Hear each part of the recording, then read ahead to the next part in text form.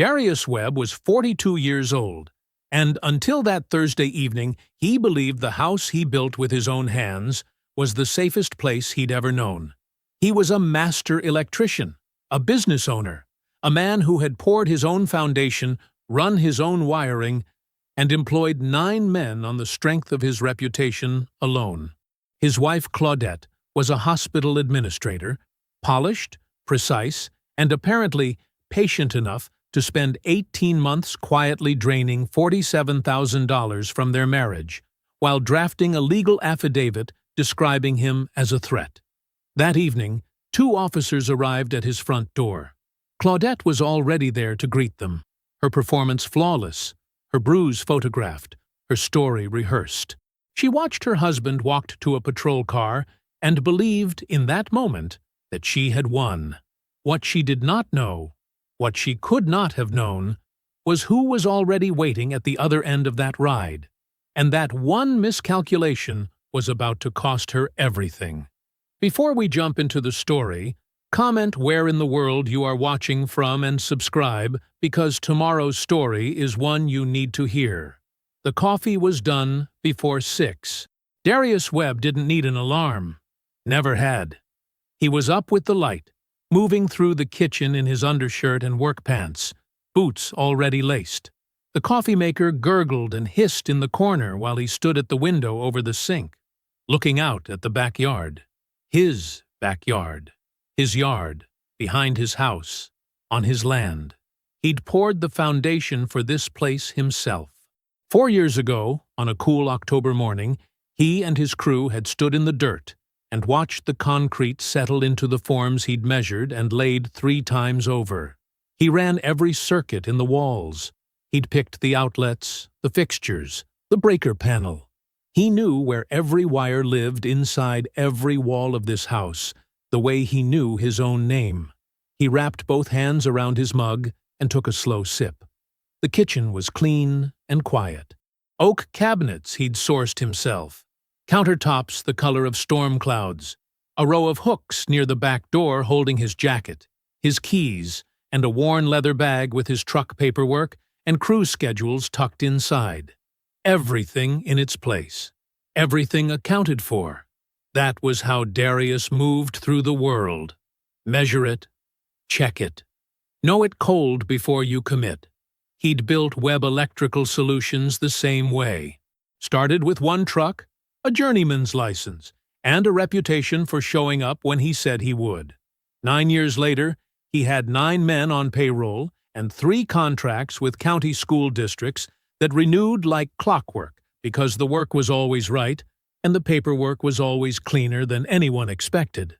His hands showed every year of it, rough across the palms, a burn scar on the back of his left hand from a job in 2019 that he never talked about. He wore them without apology. He coached the East Side Raptors on Saturday mornings. 12 kids, ages 10 to 13, who needed someone to show up. He wasn't the loudest voice on that court. He didn't have to be. He heard Claudette's alarm go off upstairs, then the shower, then silence. He refilled his mug and started reviewing Saturday's crew schedule at the kitchen table, one finger tracing down the column of names. Jalen on the Mercer High job. Theo and Darnell finishing up the gymnasium panel at Roosevelt. Everything in order. Claudette came downstairs 20 minutes later, already fully assembled. That was the word for it. Assembled. Silk blouse, pressed slacks, hair done, a light scarf at her neck that probably cost more than Darius spent on groceries in a month. She was a beautiful woman. Had always been a beautiful woman. He'd never taken that for granted. Even now. She poured herself half a cup of coffee, scrolled something on her phone, and leaned against the counter. "Late night again?" Darius asked. "Initiative meeting got pushed to 6, she said, still reading the screen. "Dr. Harmon keeps changing the time." It was a real answer. It technically addressed the question. It didn't actually say anything. Darius nodded and looked back at his schedule. This had been the rhythm for a few months now. Not fights, not coldness exactly. More like a frequency shift, something in the signal that wasn't quite right. She came home later than she used to. She kept her phone face down on the nightstand. When he talked about work, she listened the way a person listens when they're thinking about something else. He noticed. He filed it. He didn't touch it yet. An electrician doesn't yank a wire just because it flickers. You watch it first. You figure out what's on the other end. His phone buzzed on the table. Roland. He picked up on the second ring. "You up early or still up late?" "Man, I went to bed at 10 like a grown adult," Roland said. The laugh in his voice was immediate. "You're the one who probably been awake since 5 running calculations. 5:15. Lord." Roland exhaled through a grin. "Look, I'm calling because Mama called me, which means she's been trying to reach you and you haven't called her back. I talked to her Sunday." "It's Tuesday, Darius." Darius smiled at his coffee. "What does she need?" "She's doing that birthday dinner thing and she wants to know if you're bringing anything, or if she has to plan around you showing up empty-handed again." "I brought rolls last year." "Store-bought rolls. They were good rolls." Roland laughed. A full, easy sound. Darius could picture him exactly. Leaned back in his chair, uniform crisp. The same face their mother had given both of them, but arranged with a little more authority on Roland's version. Chief of Police of Crestwood County.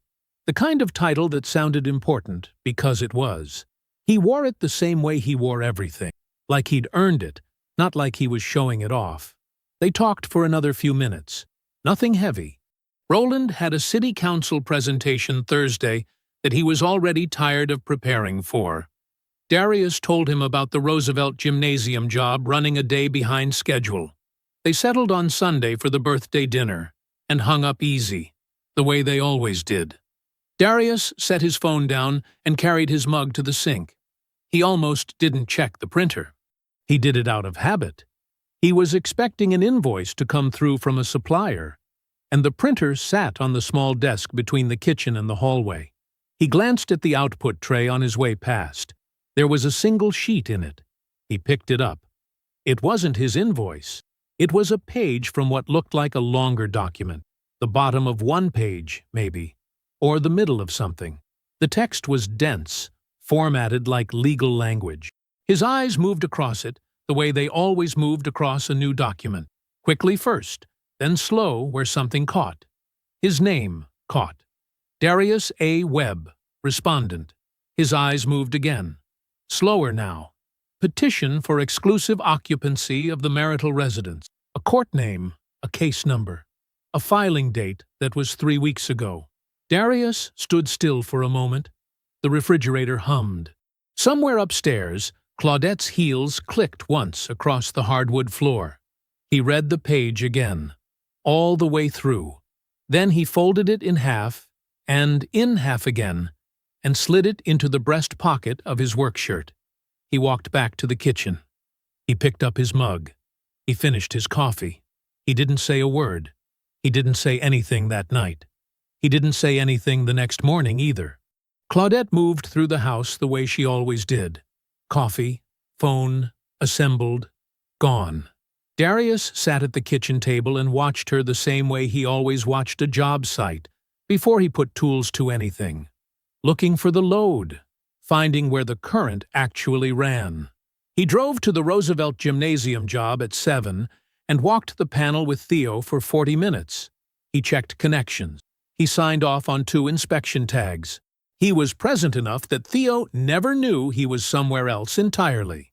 On the drive back to the office, he called Marcus Briggs. Marcus had been Darius's accountant for 6 years. Good man, thorough, the kind of accountant who used color-coded tabs and printed everything in duplicate. "Hey, Marcus, I know it's early for a quarterly sit-down, but I want to get ahead of it this cycle. Can you pull the joint accounts for me? All transactions, last 12 months. "Of course," Marcus said. "You want me to email the summary or walk me through it on the phone?" There was a pause. Keys clicking. Marcus pulling files. "Okay, I've got it. Everything looks pretty standard through the first quarter." Another pause. Longer this time. There is one item I actually flagged when I saw it and then kind of set aside. A withdrawal from the joint operating account. 4 months ago. How much? 14,000. Even. I assumed. Marcus stopped himself. I assumed you'd authorized it, Darius. It was within Claudette's signing authority, so it went through clean. I should have called you. Darius kept his eyes on the road. His grip on the wheel did not change. No, he said evenly. I appreciate you telling me now. He thanked Marcus and hung up. $14,000. Clean. Within the signing authority he'd given her because he trusted her. Because they were married. And you give your wife signing authority on a joint account. He went back to the job site and worked until 5. The second thing happened on Wednesday evening. Claudette said she was taking a bath. He heard the water running, heard her bathroom door click shut. He was in the bedroom, changing out of his work clothes, when he noticed her laptop bag sitting open on the chair by the window. She was usually meticulous about that bag, zipped and latched. Tonight it was open. He looked at it for a moment. Then he walked over and looked inside.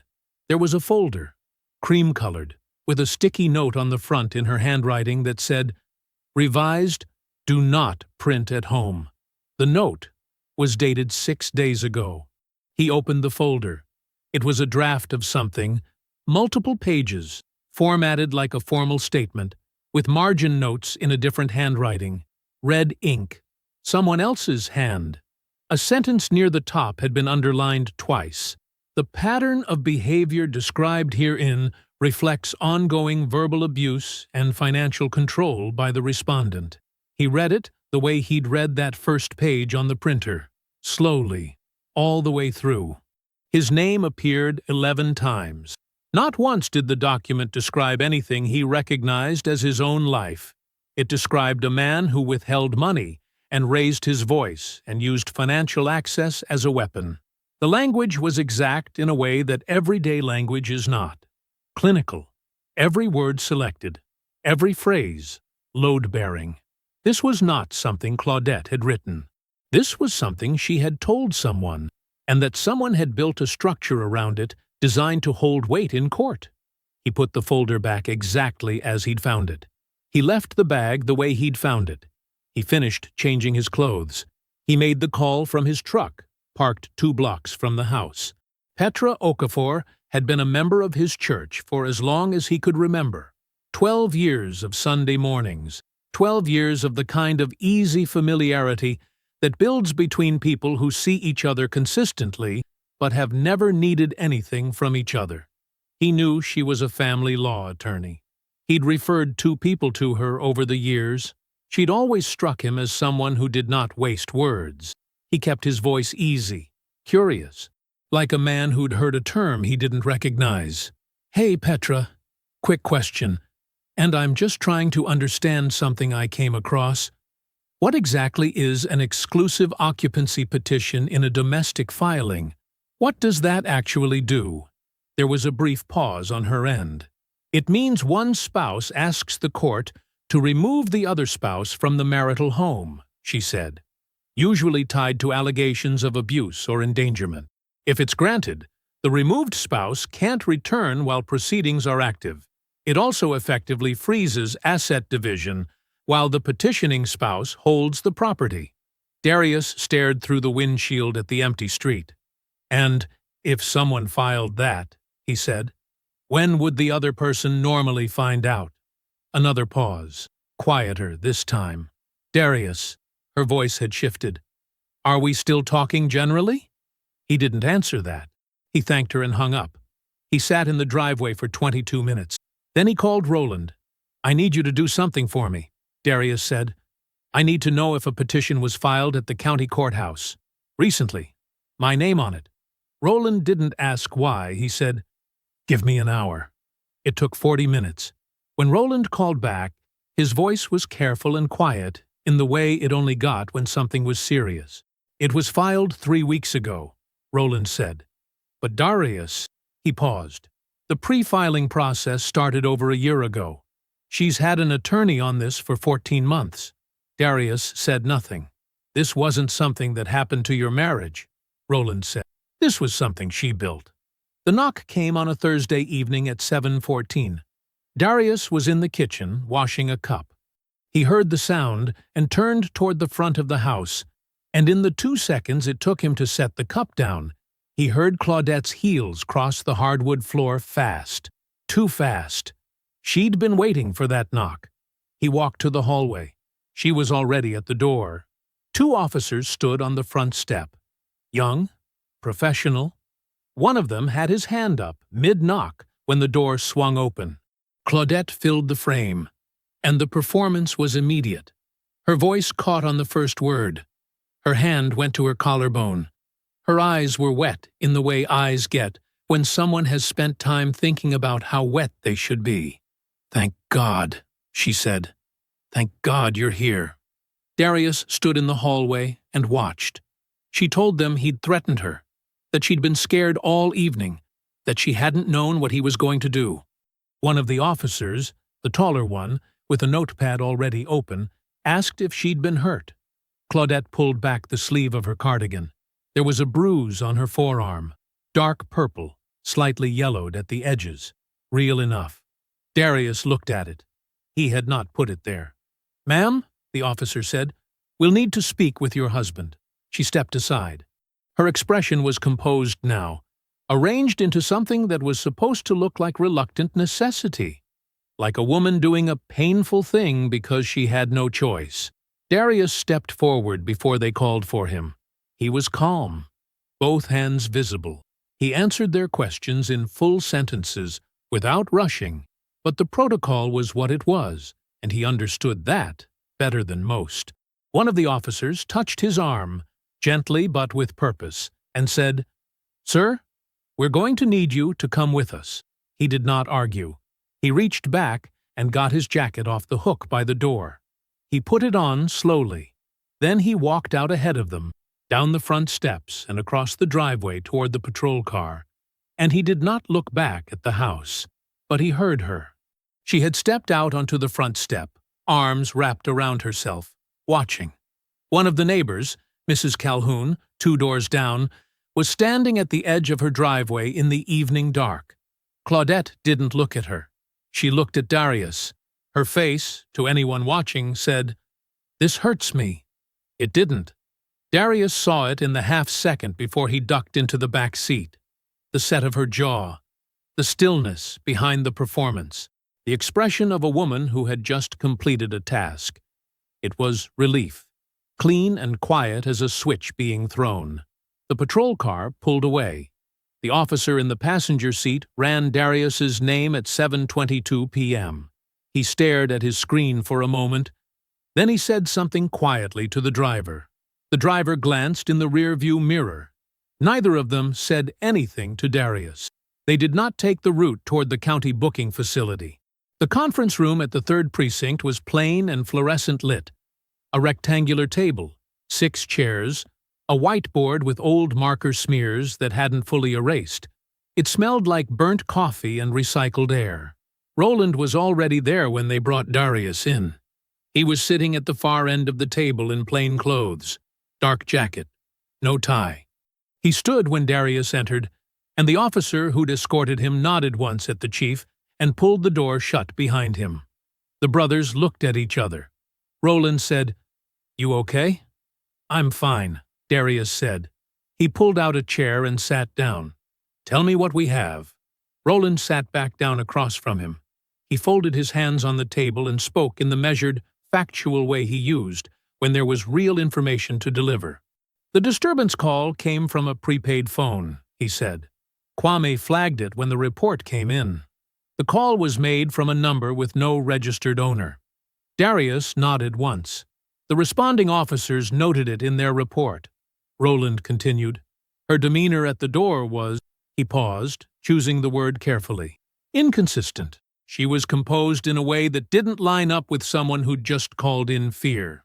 And the bruise? Documented. But here's what else is documented. 11 years. No prior calls to this address. No incident reports. No medical records. No witness statements. Nothing. Roland let that sit for a moment. There is no basis to hold you. You're not being charged. You're not being booked. Darius looked at the table. He exhaled slowly through his nose. She's at the house right now, Roland said. She thinks you're in a cell. He said it simply, without satisfaction in it. Just the fact of it, laid flat on the table between them. Darius looked up at his brother. Roland drove him to their mother's house. Yvonne didn't ask what happened. She looked at her son's face in the doorway, then at Roland's behind him, and she turned and went to the kitchen. By the time they sat down, there were 2 cups of coffee on the table. Darius wrapped both hands around his cup. He looked across the table at Roland. "Tell me everything she did," he said. "All of it." His voice was quiet and completely steady. "Then I'll tell you what I'm going to do about it." Petra Okafor's office was on the 3rd floor of a building that smelled like carpet cleaner and old paper. The waiting area had 2 chairs and a ficus that had seen better days. Her assistant, a young woman with wire-rimmed glasses, waved Darius through without him having to give his name. Petra was already standing when he walked in. She was a compact woman, dark-skinned and sharp-eyed, with natural hair pulled back and reading glasses pushed up on her forehead like she'd just set something down. Her desk was organized in a way that communicated she did not tolerate disorder. Stacks separated by color-coded tabs, 2 legal pads with notes already on them. A pen she kept picking up and putting back down. She shook his hand. Firm. Direct.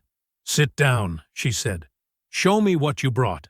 Darius set his bag on the chair beside him and unzipped it. He didn't fumble. He had organized everything that morning at Yvonne's kitchen table before the sun was fully up, sorted by date, each document in its own sleeve. He placed them on her desk one at a time. The incomplete printer page first. She read it without touching it, leaning forward slightly, eyes moving fast. Then the photograph he'd taken of the draft affidavit on Claudette's laptop. Crisp, fully legible, timestamp visible in the corner. Then the account withdrawal records his business accountant had pulled. Then the prepaid phone documentation Roland had provided through proper channels. The report, the flag notation, the responding officer's written observation about Claudette's demeanor. Petra picked up each one. She read slowly. She did not react the way people react when they want you to know they're reacting. She just absorbed it. It took about 12 minutes. When she finished, she set the last page down and looked at him. "She's been building this for a long time. More than a year," Darius said. "That's what Roland confirmed." Petra nodded. She tapped the draft affidavit photograph with one finger.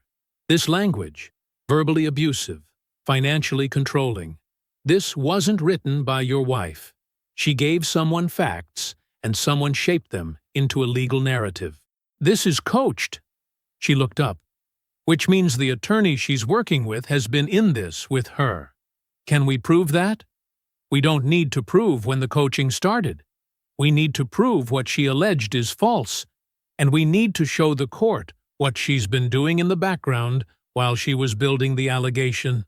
She leaned back in her chair. "If we move correctly, we're not just defending you. We're dismantling her." Darius looked at her steadily. "That's what I want." "Then here's what we do," Petra said, and she picked up her pen. "First, we file a counterpetition today, challenging the exclusive occupancy order. We attack the procedural basis and the evidentiary foundation simultaneously. The absence of any prior incident history over 11 years is already a problem for her. The prepaid phone and the demeanor notation make it worse. We put all of it in front of the court, and we ask the judge to look at the full picture. Do it. Second, I want a forensic accountant inside every joint account you share with her going back 3 years. Every transaction, every transfer, every account linked to either of your names." She held his gaze. "The $14,000 wasn't impulsive, Darius.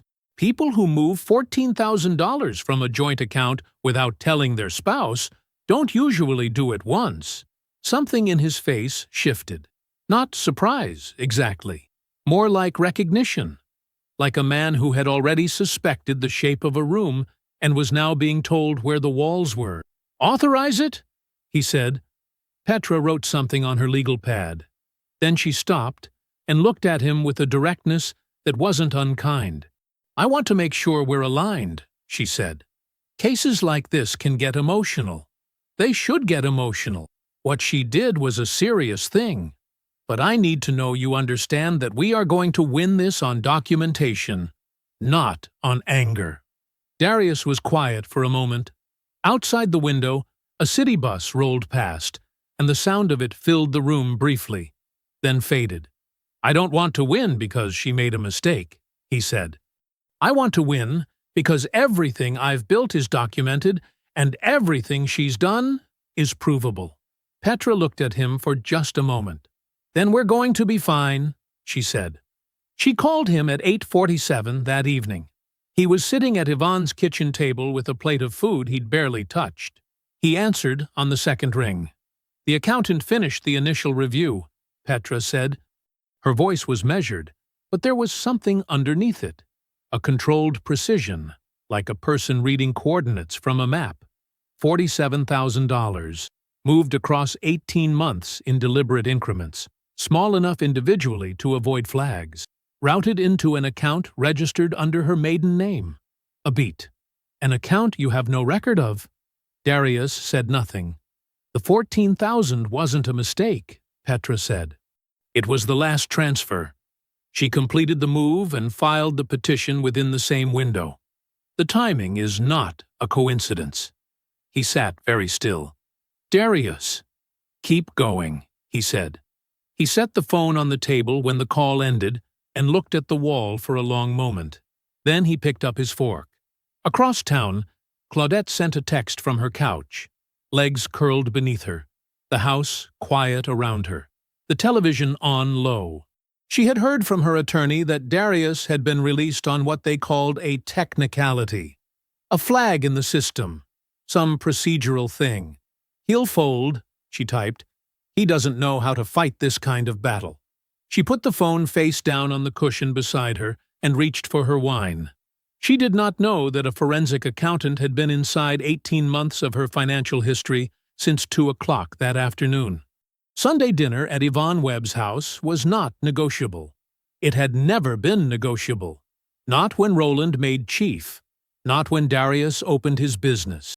Not when Claudette had once suggested, delicately, that perhaps they didn't need to drive 40 minutes across town every single Sunday, to which Yvonne had said nothing, smiled warmly, and served the same woman 3 helpings of her sweet potato casserole, because Yvonne Webb understood that graciousness and firmness were not opposites.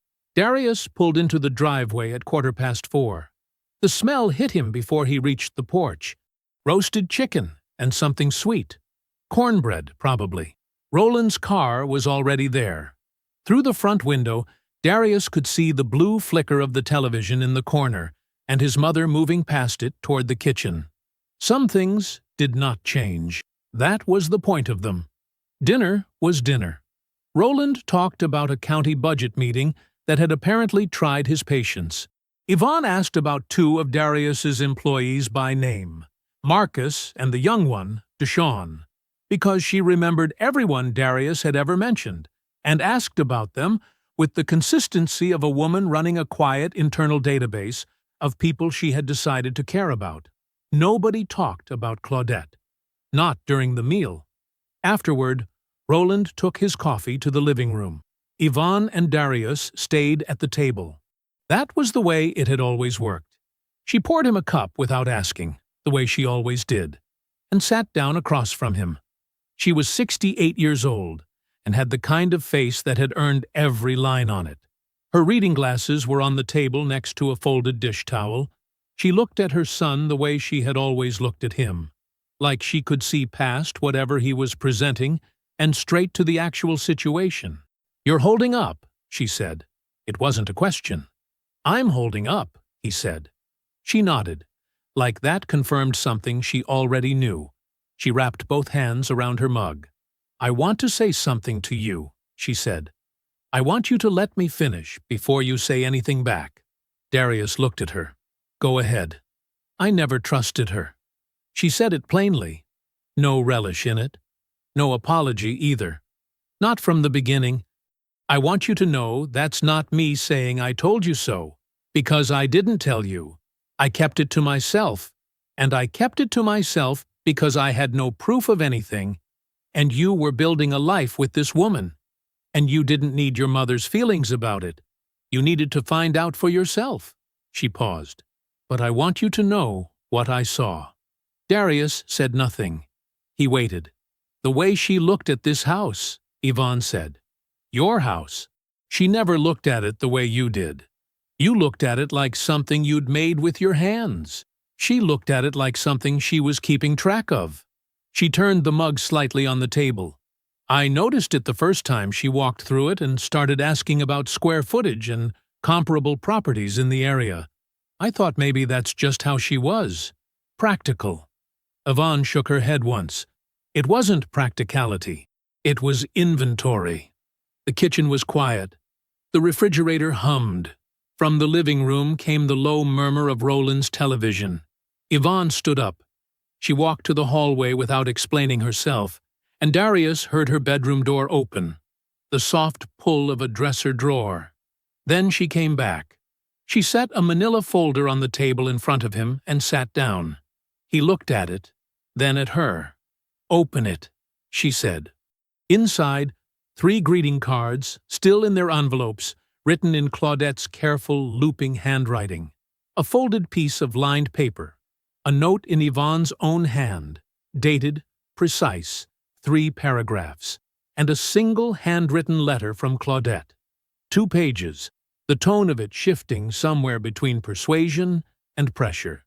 Darius read slowly. He read the note his mother had written to herself first. The date at the top was 8 months ago. The handwriting was steady and unhurried.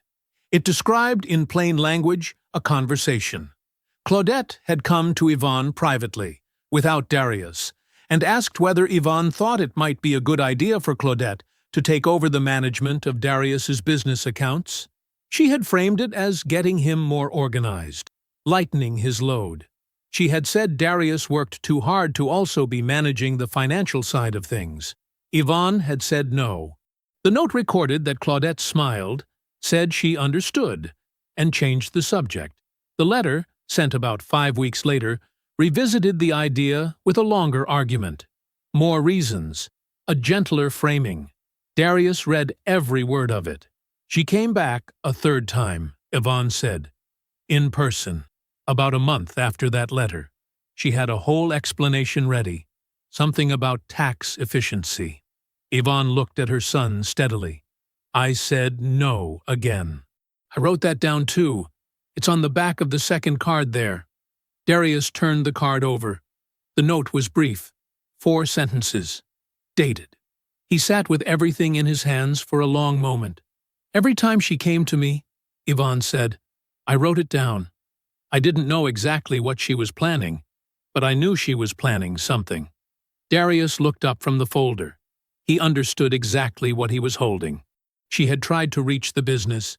She had tried to get inside Webb Electrical Solutions itself, through his own mother, and when Yvonne had refused her, every time she had pulled back and gone after what she already had access to. His mother's quiet, undramatic refusals, made 8 months ago in this very kitchen, had drawn a line that limited how far the damage went. He set the folder down. He stood up. He didn't say anything. He just put his arms around her. Yvonne patted his back once, the way she had when he was a boy, and had come in from outside with a cut on his knee, not making a production of it, just acknowledging it. Then she reached past him and picked up her coffee mug. She didn't say anything else. She didn't need to. The call came at 7:40 Monday morning. Roland's voice was measured, unhurried. The voice of a man who had already done the work and was reporting the results. "Kwame finished the trace," he said. "You need to hear this. The convenience store was called Quick Stop Mart. It sat on the corner of Delmar and 5th, 2 miles from Mercy General Hospital, where Claudette had worked for 6 years. It was the kind of place that sold lottery tickets, energy drinks, and prepaid phones in plastic packaging hanging from a pegboard behind the register. Kwame Asante had spent most of Sunday pulling the data. Cell tower records placed the prepaid phone's activation within a half-mile radius of that store on the day of purchase. The store's internal transaction records, obtained through proper channels, everything documented and time-stamped, showed a prepaid phone purchased at 12:47 p.m. on a Thursday afternoon 3 weeks earlier. Claudette's hospital badge records showed she badged out at 12:31 p.m. that same day, her lunch break. Kwame had submitted the complete package to the county prosecutor's office by Monday morning. Purchase record, cell tower data, badge out timestamp. The responding officer's written notes about Claudette's demeanor that night, the absence of any prior incident report in 11 years of marriage. All of it formatted, indexed, and attached to a formal referral for investigation of a false police report. Roland laid it out for Darius in plain language, standing in the parking lot of Yvonne's house, where Darius had taken the call. She bought the phone on her lunch break, Darius said. Flat, like he was reading a measurement off a wall. That's what the records show. Darius was quiet for a moment. A neighbor's dog was barking somewhere down the block. The morning air was cool and sharp. So, what happens now? He asked. The prosecutor's office reviews the referral and decides whether to file charges, Roland said. That's their decision, not mine. I don't make that call, and I don't try to influence it. A brief pause. What I did was make sure they had everything, every piece of it, clean and documented. I understand. I want you to really understand something, Roland said. I'm not doing anything outside my authority. I'm doing everything inside it. There's a difference, and right now, that difference is the most important thing. Darius nodded to himself. I know, because if I step outside those lines, even once, she gets to make this about that. She gets to make it about me instead of what she did. Roland's voice was steady and certain. That's not happening. It won't, Darius said. I trust you. A beat of silence passed between them, the kind that didn't need filling. Go see Petra, Roland said, and hung up. Claudette's attorney filed the motion to dismiss on Tuesday afternoon. The argument was procedural, a challenge to the standing of the counter-petition, questioning whether certain documents had been properly certified before submission. It was the legal equivalent of throwing sand in the gears, not a winning argument, a slowing down argument. Petra filed her response 47 hours later. 40 pages, single-spaced where the rules allowed it. The forensic accounting summary was attached as Exhibit A. Every transfer, every date, every dollar amount, routed through Claudette's maiden name account in a clean and damning sequence. The certification challenges were addressed in the first 8 pages with the particular economy of someone who found the objections more insulting than difficult. The motion was denied. Darius got the news in a 2-sentence text from Petra. Motion denied. Judge wasn't impressed. He read it twice. Then he set his phone face down on the table and went back to reviewing his crew's schedule for the week. Marcus had a school district job starting Wednesday. Deshawn was finishing a panel upgrade in the South Building. The work was steady. The work was real. He did not allow himself to feel relieved yet. Relief was for when it was finished. Petra called that evening at 6:30. Darius was sitting at Yvonne's kitchen table again. She had put a plate in front of him without ceremony, and he had eaten it without argument. Yvonne was washing dishes at the sink when his phone buzzed. He stepped out to the back porch. The accountant flagged something, Petra said. No preamble. In the transfer records, the receiving account, the one under Claudette's maiden name, it's linked to a registered business entity. The accountant pulled the public filing. Darius stood at the porch railing. The backyard was dark and still. The old pecan tree his father had planted was just a shape against the night sky. The entity lists two principals, Petra said, Claudette Fontaine Webb, and a man named Gregory Adair. Something went very still inside Darius. He knew that name. Gregory Adair had submitted a bid 2 years ago on a county school district job, a subcontracting bid that Darius had reviewed personally and declined. The pricing was off, and the references hadn't checked out. Darius had moved on without a second thought. There's no documented professional relationship between Adair and Claudette, Petra said. None we can find. This money didn't go into a private account, Darius. It went into a joint venture. With him. The pecan tree was still. The backyard was still.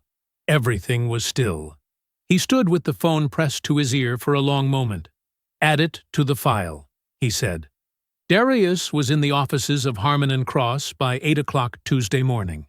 Gerald Harmon had handled Webb Electrical Solutions business filings for 4 years. He was a compact man in his late 50s, with reading glasses he wore on the end of his nose, and a habit of listening with his hands folded flat on his desk. He did not waste words. Neither did Darius. Darius laid out what he needed. Gerald listened without interrupting. The restructuring was straightforward from a legal standpoint.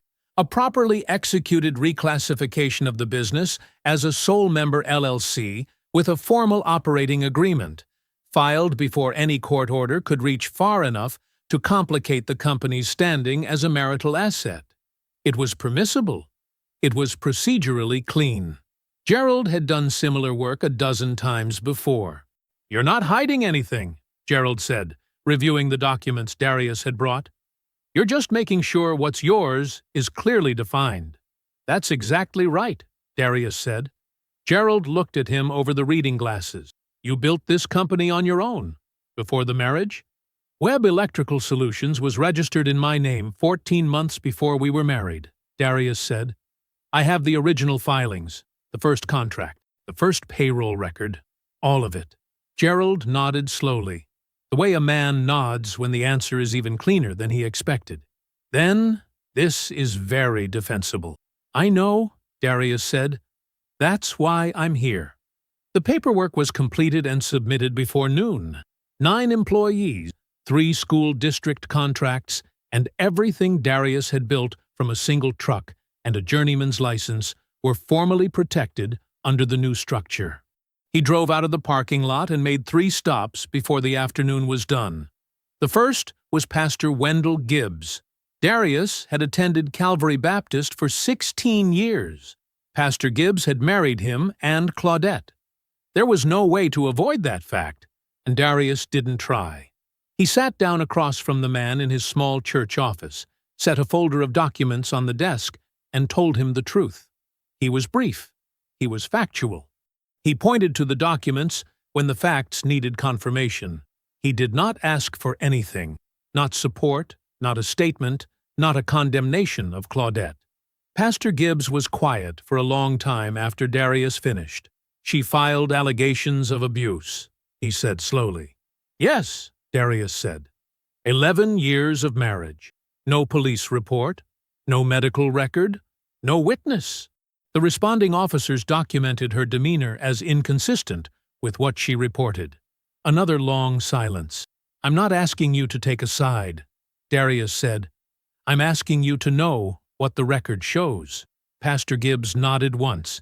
He did not open the folder during that meeting, but he did not push it back across the desk either. The second stop was Calvin and Dorothea Reeves, a couple who had lived 2 streets over for 9 years, who had shared holiday dinners with Darius and Claudette half a dozen times, and who Calvin had once helped Darius rewire an outbuilding on a Saturday morning just because he asked. Calvin sat at the kitchen table and read the documents carefully. Dorothea stood at the counter and listened as Darius spoke. When he finished, Calvin set the papers down. "She tried to get you arrested," he said, like he was making sure he had understood correctly. "Yes," Darius said. The call was traced to a prepaid phone she purchased on her lunch break 3 weeks before. Dorothea shook her head slowly but said nothing. Darius gathered the documents and stood. "That's all I came to say." Calvin walked him to the door. He didn't say much, but he gripped Darius's hand at the threshold, the way men grip hands when there are no words for the particular weight of a thing. The third stop was brief. An old friend named Terence, who worked with Darius on the first school district job 6 years ago before starting his own plumbing outfit. They talked standing in Terence's driveway for 11 minutes. Terence looked at 2 documents, asked one question, and got a direct answer. "Whatever you need," Terence said. "I don't need anything," Darius said. "I just wanted you to know." He drove past the house at 4:45. He did not slow down more than traffic required. The lawn was trimmed. Claudette's car was in the driveway. The porch light he'd installed himself, a brushed nickel fixture he'd sourced from a supplier in Atlanta, was on, even though it was still daylight. He cataloged what he needed to catalog. The roof he'd replaced 3 years ago. The detached garage that held 2 pieces of his equipment. The side gate he'd built by hand the summer before last. He noted these things the way he noted anything that belonged in a set of records. Then he drove on. Petra called at 7:30. "The court has scheduled the consolidated hearing," she said. "Exclusive occupancy petition, counter-petition, forensic accounting, the false report referral. All of it together. One proceeding." "When?" Darius asked. 10 days. "All right," he said. "Darius." A brief pause. "You're ready?" "I know," he said. "Thank you, Petra." He ended the call, brushed his teeth, and went to sleep in his childhood bedroom at Yvonne's house. The twin bed, the old wood dresser, the track ribbons still pinned to the corkboard above the desk, exactly as she had always kept it. He slept without difficulty. Claudette arrived at the Crestwood County Courthouse at 8:45 in the morning. She wore a deep burgundy blazer over a cream blouse, understated, professional, chosen with the same care she applied to everything that required an audience. Her attorney, a silver-haired man named Brandt, who had been in family law for 22 years, walked beside her across the parking lot. They spoke in low tones. Brandt carried a leather portfolio under his arm. Claudette carried nothing. That was also a choice. She was composed. She had been composed through all of it. Through the counter-petition, through the forensic accounting notice, through the motion denial. Brandt had told her the accounting was a problem. She had absorbed that and recalibrated. There were explanations for the transfers. There were always explanations. She had been explaining things her entire professional life, and she was good at it. She pushed through the courthouse doors and did not look back at the parking lot. She did not see Darius's truck 2 rows over. Darius arrived with Petra at 8:50. He wore a dark gray suit he'd had for 4 years, pressed and clean. No tie. His hands were as they always were, slightly rough at the knuckles, calm at his sides. Petra carried a document case that was heavier than it looked. She had been in family court enough times to walk without hurrying and without performing calm. She simply was calm, the way people are calm when they know exactly what they have. Roland was already inside. He was not there in any official capacity. He was there as a man who wanted to watch the truth be read into a court record. He sat in the 3rd row of the gallery in civilian clothes, dark jacket, no badge visible, and he nodded once when Darius came through the door. Darius nodded back. They did not need more than that. The Honorable Judge Patricia Morrow had presided over family court in Crestwood County for 19 years. She was a small woman with close-cropped gray hair and reading glasses on a beaded chain, and she had the particular patience of someone who had heard every variety of human deception and stopped being surprised by it long ago. She called the consolidated matter at 9:05 without preamble. Claudette sat very still at her table. Darius sat at his. Petra stood when it was time, and she did not raise her voice once. She began with the abuse allegation, the foundation of Claudette's petition, the reason 2 officers had appeared at a residential address on a Thursday evening, the basis for the exclusive occupancy claim. She placed the first exhibit before the court: 11 years of marriage and a complete absence of any prior incident report. No police contact, no emergency room record, no documentation from any physician, counselor, or witness. Nothing. She let the silence sit on that for a moment before she moved to the next page. The second exhibit was the prepaid phone, purchase receipt from a convenience store 2 miles from Crestwood General Hospital, cell tower data placing the device in that exact location, and the badge-out record from Claudette's own employer showing she had left the building during her lunch break on the same day, at the same time. Brandt objected to the phone records. Petra cited the proper evidentiary basis in one sentence. The objection was overruled. The third exhibit was the money. Petra walked through it without rushing. $47,000. 18 months. Incremental transfers, never large enough to trigger automatic review. Always deliberate enough to form a pattern a forensic accountant could reconstruct in 4 days. An account in the name of Claudette Fontaine. Not Claudette Webb. Claudette Fontaine, the name she used before the marriage, on an account Darius had never known existed. Brandt called the transfers personal savings. Petra put the transfer log on the overhead display and showed the dates alongside the petition pre-filing timeline. The first transfer occurred 6 weeks after Claudette made her first appointment with Brandt's office. She did not editorialize. She let the dates speak. The fourth exhibit was Gregory Adair. She presented the business entity documentation simply and completely. The formation papers, the 2 listed principals, the account routing that matched the destination of Claudette's transfers.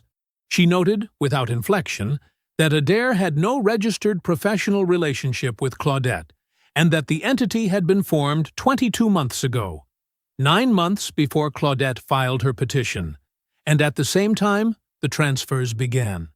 Brandt challenged the relevance. Petra said 4 words. It goes to intent. Judge Morrow looked down at the documents. She looked at them for a long time. Then she took off her reading glasses, set them on the bench, and looked directly at Brandt.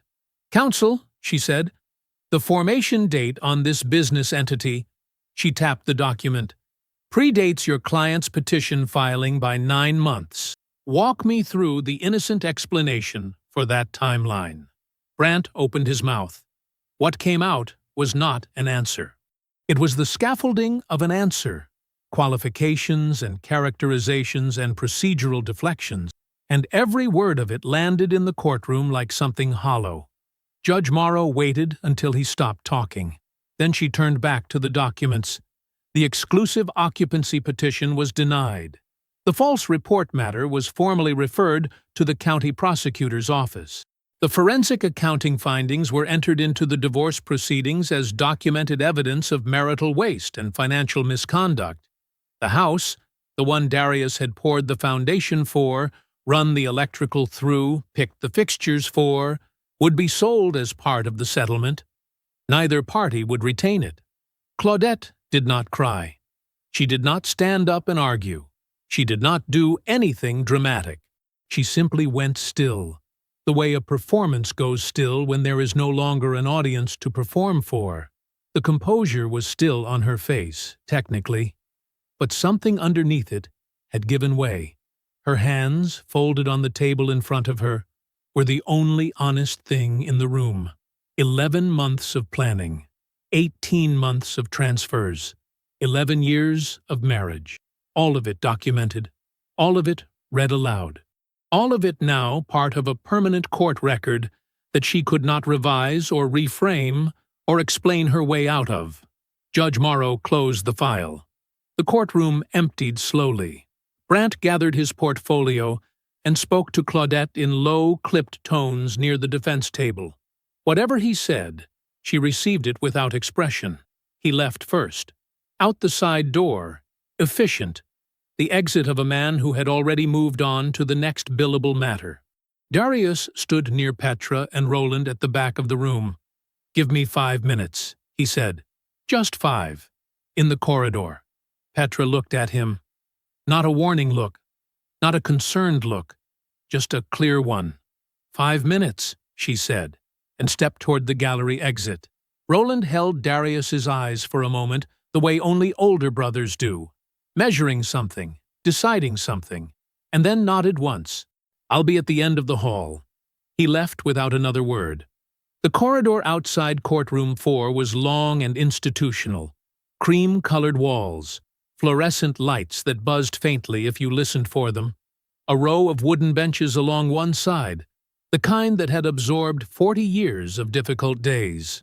Claudette was standing near the far bench when Darius came through the door. Her blazer was still on, still straight. Her posture was still correct, but there was something gone from her, some underlying current that usually ran through the way she held herself. She looked like a building after the power has been cut, the structure still standing, the lights out. She saw him come through the door. She did not move toward him. She did not move away. Darius walked to where she stood. He stopped close enough to speak without raising his voice, which he did not raise. "I know all of it," he said. "Not pieces of it. All of it." His voice was level, unhurried. "The account in your maiden name. The 18 months of transfers. The timing. How you started moving money the same month you first sat down with Brent." He paused. "Gregory Adair. The business entity the two of you filed together 22 months ago. I know what the money was for, and I know where it was going." Claudette's jaw was set. Her eyes were on him, steady. "He's under financial investigation now," Darius said. "Right alongside you. The same documentation Petra put in front of Judge Morrow this morning has already been reviewed by the prosecutor's office. Whatever the two of you were building, it's not going to be built." Something moved through Claudette's expression. Not guilt, not quite. More like the recalculation of a person who has just discovered the board they were playing on was larger than they understood. She opened her mouth. "Darius, I'm not done," he said. Quiet, flat, final. She closed her mouth. "The house gets sold." He said it plainly, the way you state a fact that exists independent of how anyone feels about it. "Court order. Neither of us lives in it. You don't get to walk into something I built and call it yours. That's done." He looked at her directly, not with heat, not with the particular anguish of a man who still wanted something from her, just with clarity, the way a man looks at something he has already finished grieving. "You thought you knew what I was," he said. "You only ever knew what I let you see." He held her gaze for one more second. Then he turned and walked away. Behind him, Claudette stood on the polished corridor floor, with her hands at her sides, and the careful, practiced composure of 11 years dissolved into something she had no performance left to cover. Brant was gone. The courtroom was empty. There was no one to read her expression, and no version of events left to shape. She said nothing. There was nothing to say. There was no audience left to say it to. At the far end of the corridor, Roland was waiting. He was standing with his hands in the pockets of his dark jacket, his back straight the way it always was. When Darius reached him, Roland looked at his brother's face for a moment, the same measuring look from before, and whatever he found there settled him. He put his hand briefly on Darius's shoulder, firm, steady. The touch of a man who had been in that building every step of the way, without ever stepping in front of the man who needed to walk through it himself. They turned and walked toward the courthouse exit together. Neither one of them said anything. The afternoon light came through the glass doors ahead of them, wide and flat and indifferent, the way autumn light is in Crestwood County, like it has no opinion about what just happened and never did. They pushed through the doors. They walked out into it. 14 months is enough time to know what you lost. It is also enough time to know what you never actually had. Darius had figured out the difference somewhere around month 3, sitting in Yvonne's kitchen with a cup of coffee going cold in front of him, looking at nothing in particular. The house, the one he had poured and framed and wired and finished with his own hands, had been sold in accordance with the court order. He did not attend the closing. Petra handled it. He did not need to be there.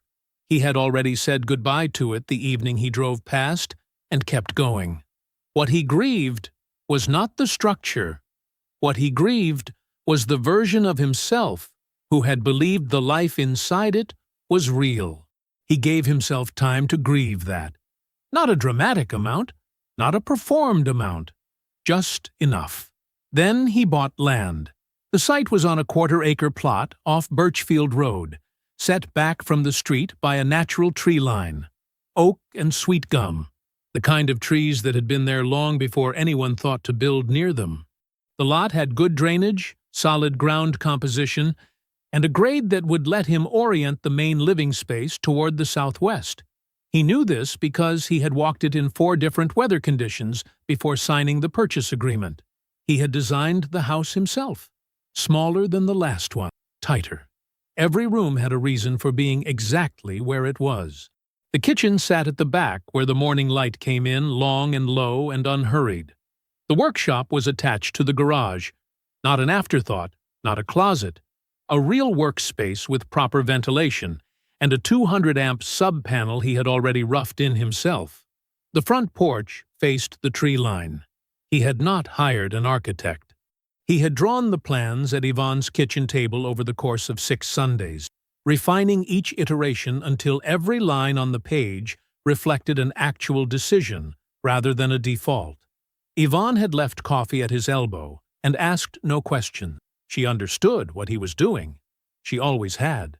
On this particular Saturday afternoon in late October, Darius Webb was on his knees on the subfloor of what would become the kitchen, running conduit alongside Marcus, his lead journeyman, who had been with Webb Electrical for 6 years and had shown up on the site 3 Saturdays in a row, without being asked a second time. On the far side of the structure, Darius could hear Jerome and Calvin working the rough framing on the back wall. The rhythm of hammers, the measured pauses, the occasional exchange of shorthand between men who had worked together long enough to communicate in half-sentences. They had started at 9, after Darius wrapped up Saturday morning basketball practice.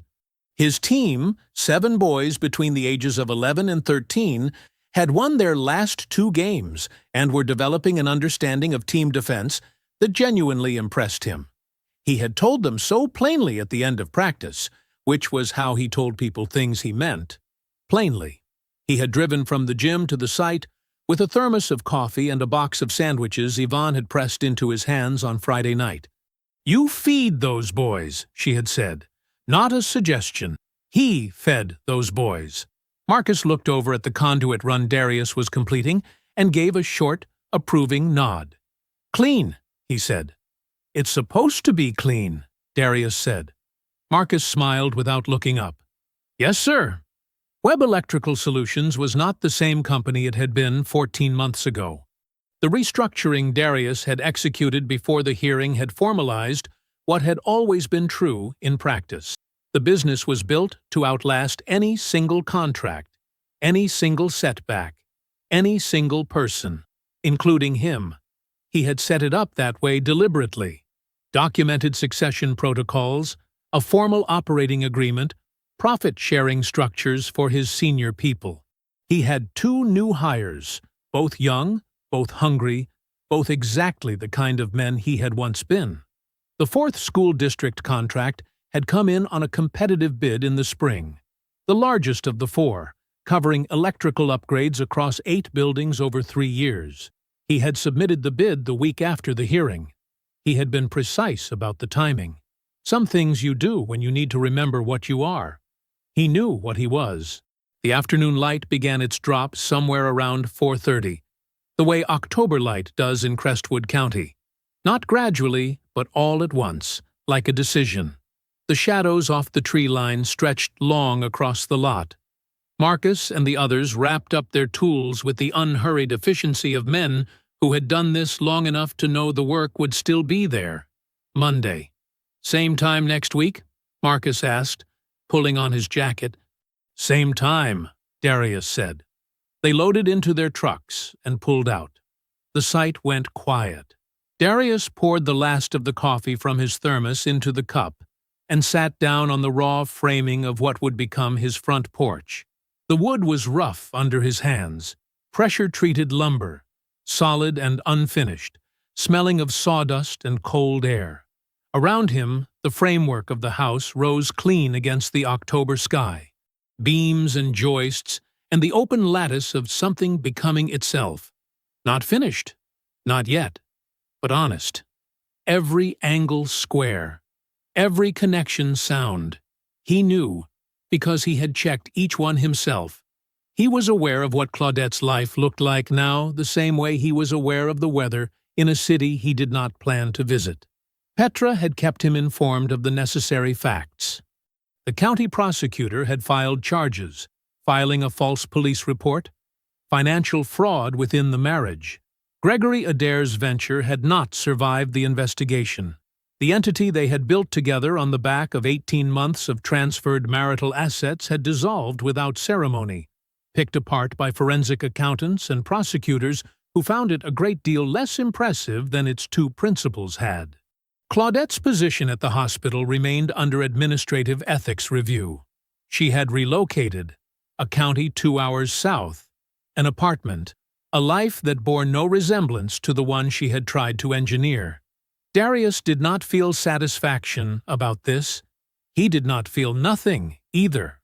What he felt was closer to the particular stillness of a man who has watched a thing reach its natural conclusion, the way a circuit, properly designed, either holds or fails on its own terms.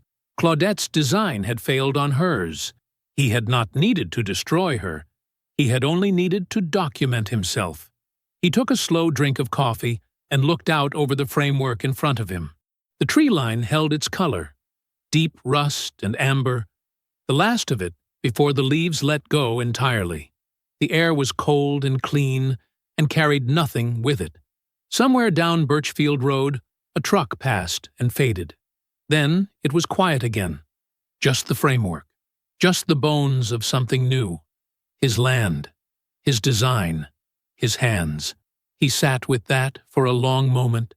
Then, quietly, to no one, to himself, to the open sky above the framing of his new front porch. Good bones! I hope you enjoyed that one. Be sure to like the video and subscribe so you don't miss the next story. I've picked out 2 more for you that I think you'll really like.